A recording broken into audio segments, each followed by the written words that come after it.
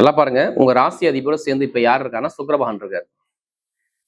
நல்லா தெரிஞ்சுங்க. சுக்கிரபகவான் போய் இணைகிறாருன்னா ஏதாவது ஒரு ஆசை தூண்டும். எப்படி மனசுக்குள்ள ஆசையை தூண்ட வைப்பார். இப்ப ஏதோ ஒரு மனசுக்குள்ள ஒரு மைண்ட் தாட் போயிட்டு இருக்கா, ஒரு லட்சியத்தை நோக்கி மகர ராசியை ஓடிக்கிட்டே இருப்பாங்க பாருங்க. இப்படி ஒரு லட்சியத்தை நோக்கி ஓடிக்கிட்டே இருப்பாங்க. பயங்கரமான திறமையான குணமும் பயங்கரமான கற்பனையான குணமும் மகரத்தை பொறுத்தவரை பயங்கரமா இருக்கும். இதான் மகரத்துடைய குணம். ஏழரை சனி முடிஞ்சிருச்சு, அதுவும் உச்சமான, அதுவும் நல்லா பாருங்க, இப்போ சுத்தியோட கோச்சரகரம் உச்சமான சுக்கிரனோட சனி சேர்ந்துருக்கு. அதனால நீங்க ஜாதகத்தை செக் பண்ணணும்னு சொல்றேன்.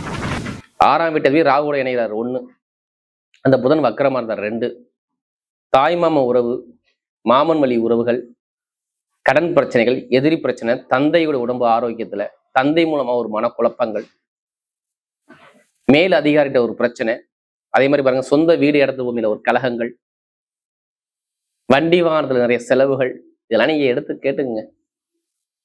கேட்டா சொல்லுவார் ஆமாம்ப. ஏன்னா 5ஆம் வீட்டு அதிபதியும் 10ஆம் வீட்டு அதிபதியும் உச்சத்துல உங்க ராசி அதிபதியோட சேர்ந்து இருக்காரு. அதனாலதான் நல்லது சொல்றேன். நீங்க அம்மன் அருள் டிவி நேயர்களுக்கு வணக்கம். நான் உங்கள் வாழ்க வளமுடன் ஜோதிடர் ஸ்ரீ குருமுரளி.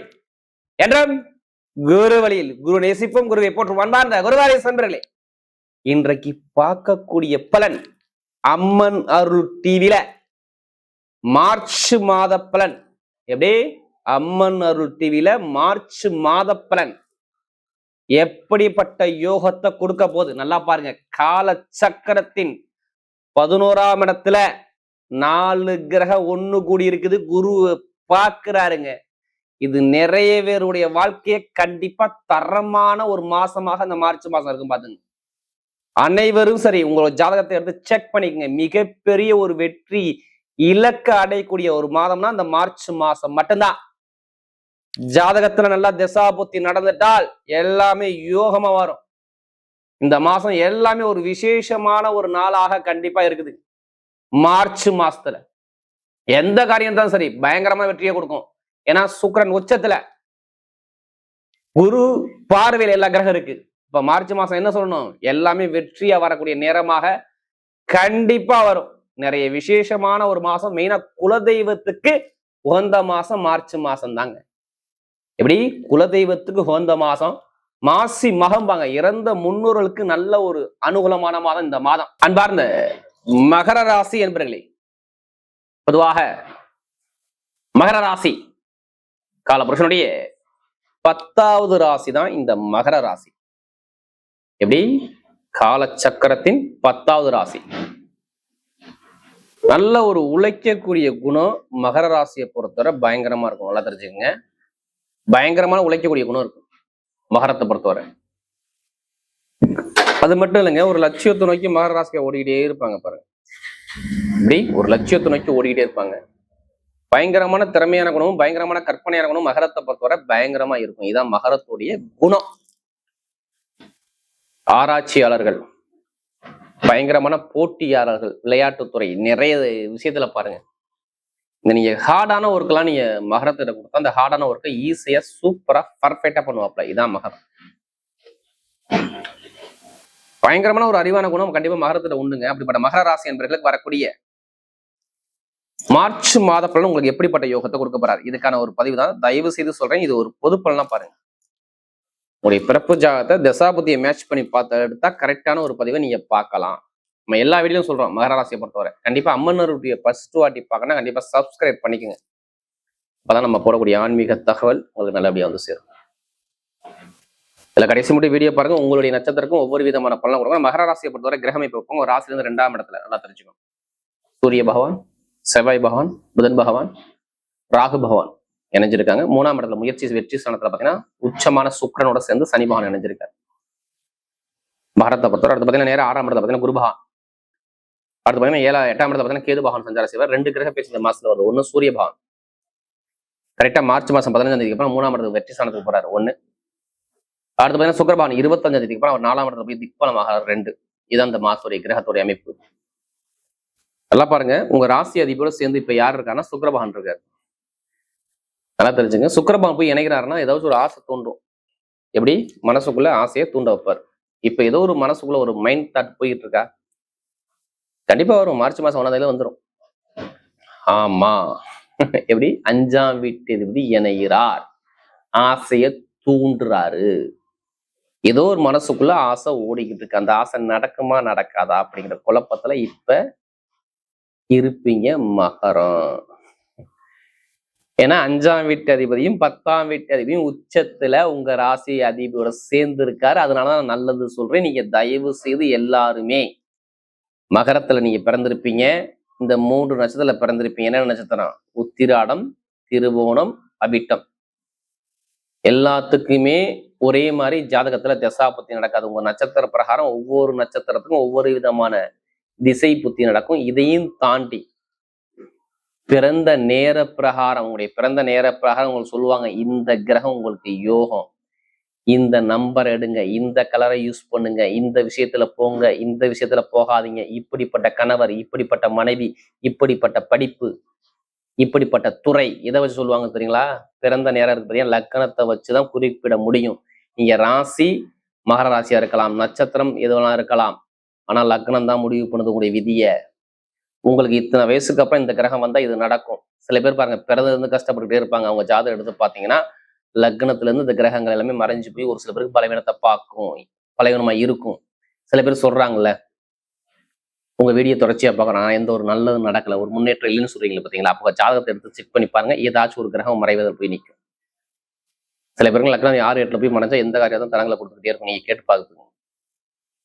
சில பேர் பாருங்க நல்ல ஒரு சிலத்துக்கு அப்போ ஒரு சில காலத்துக்கு அப்புறம் பாருங்க நல்ல ஒரு மாற்றம் இருக்கும். அப்பதான் ஜாதகம் எடுத்து பார்ப்பாங்க, ஆஹா நமக்கு ஒரு மாற்றம் வருதுப்பா.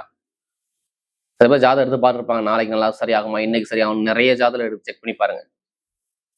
ஏதாச்சும் ஒரு கிரகத்துல லக்ன பிரகாரம் எந்த கிரகம் ஒரு பலவீனமாகுதோ அவங்களுக்குலாம் ஒரு சில தடங்களை சந்திக்கணும். அதனாலதான் நான் மகர ராசிக்கு என்ன சொல்றேன், ஒரு பொது பலனா பாருங்க. இப்ப ஏன் மாத பலன் கண்டிப்பா எல்லாருமே உங்க ஜாதகம் நீங்க செக் பண்ணணும்னா, ஏதாச்சும் ஒருத்தருக்கு ஒரு கிரகம் ஏதாச்சும் ஒரு மாறுபடலாம். எப்படி நான் சொல்ற, லக்கணத்துக்கு ஏதாச்சும் ஒரு யோகமான கிரகம் டக்குன்னு ஒரு புத்தியை நடத்தலாம். அப்ப நல்ல ஒரு விஷயம் வரணும்ல. அதனால நீங்க ஜாதகம் செக் பண்ணீங்கன்னா உங்களுக்கு 7 சனி முடிஞ்சிருச்சு. அதுவும் உச்சமான, அதுவும் நல்லா பாருங்க, இப்போ சுத்தி ஒரு கோச்சாரம் உச்சமான சுக்கரோட சனி சேர்ந்துருக்கு. அதனால நீங்க ஜாதகத்தை செக் பண்ணணும்னு சொல்றேன். ஏதாச்சும் ஒரு யோகம் வந்துடும். ஒண்ணும் இல்லைங்க, பெருசா உள்ள பதிப்பு நம்ம பரிகாரத்துல இருக்கே, நிறைய விஷயம் கொடுத்துருக்காங்களே. ஏன்னா இவங்களுக்கு பாருங்க, இதுக்கு முன்னாடி பாருங்க, வேலை பிரச்சனை, தொழில் பிரச்சனை, உத்தியோக பிரச்சனை கண்டிப்பா இருக்கும். எதனால இருக்கும் சொல்லுங்க, காரணம் தெரிஞ்சுக்கலாமா?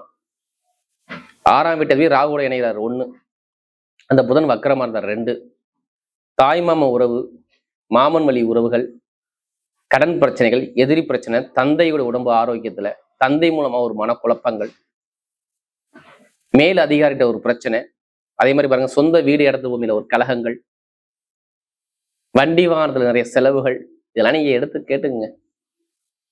கேட்டா சொல்லுவார் ஆமாம்ப. படிப்புகள் ஒரு சுலவா போறது, பூர்வீக சொத்து பூர்வீக இடத்துல ஒரு கோர்ட்டு கேஸ் பிரச்சனை போறது, லாப வருமானத்துல பொருளாதார ஒரு தரங்களை பார்க்கறது, இது மாதிரி நிறைய தரங்களை சந்திச்சது யாருன்னா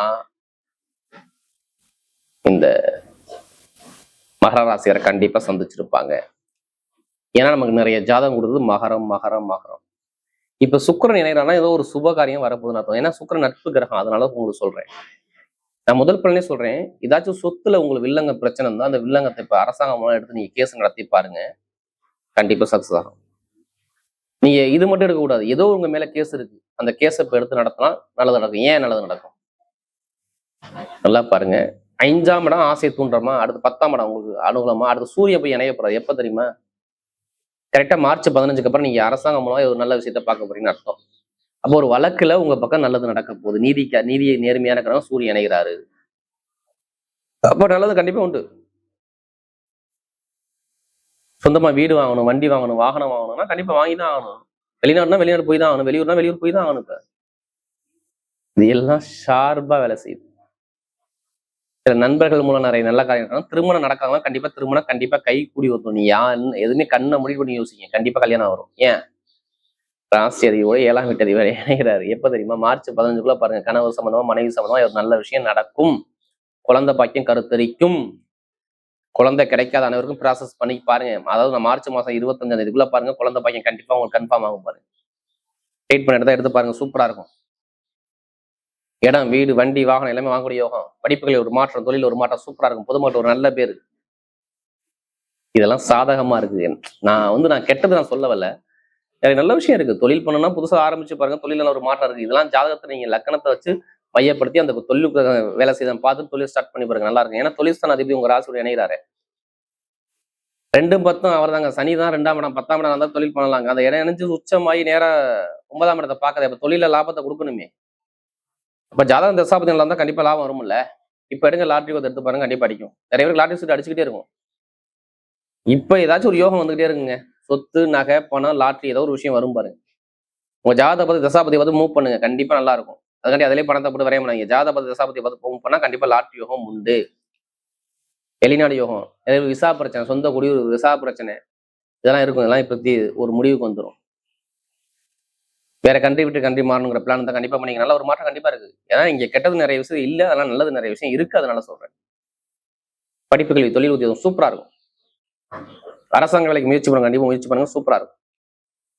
மகர ராசியை நிறைய பேர் கேட்குறீங்க, அதாவது ஜாதகம் எழுதி கொடுப்பீங்களா? கண்டிப்பா நம்ம ஜாதகம் நான் கைப்பட தான் எழுதி கொடுப்பேன்.